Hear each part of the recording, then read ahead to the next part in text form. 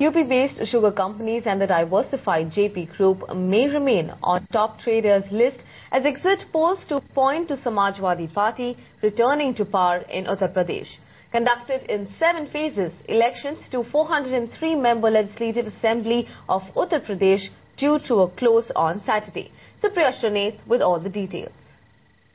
It isn't said without a reason that the road to New Delhi is often routed through Lucknow, is it? But yes, UP has often changed the contours of national politics. Many people do believe that if the Congress does well in UP, it will be a huge boost to policy making in New Delhi. Second generation reforms can all come back on the agenda. But if the Congress were to perform dismally, it will not just be a setback for Rahul Gandhi, it will also be a setback for the UPA. Remember, adamant allies like Mamata Banerjee will call shots then, which essentially means that all policy making will come to a grinding halt. There will be perhaps very less biting of the bullets, so to say, especially because remember, we are moving closer to general elections 2014 and the Congress will be on their guard if they were to perform dismally in UP. The big scenarios that are being worked out, and the first possible scenario is that across polls they believe that SP will be the single largest party, followed by the BSP. Congress will file tooth and nail to come as the third largest party, and of course the BJP, which has seen the buzz missing, will end up as the fourth largest party in UP. But yes, if the Congress gets anywhere between 50 to 60 odd seats in Uttar Pradesh, it will be a player. Between 60 to 80, of course, it will be a bigger player. If the Congress and SP were to come in together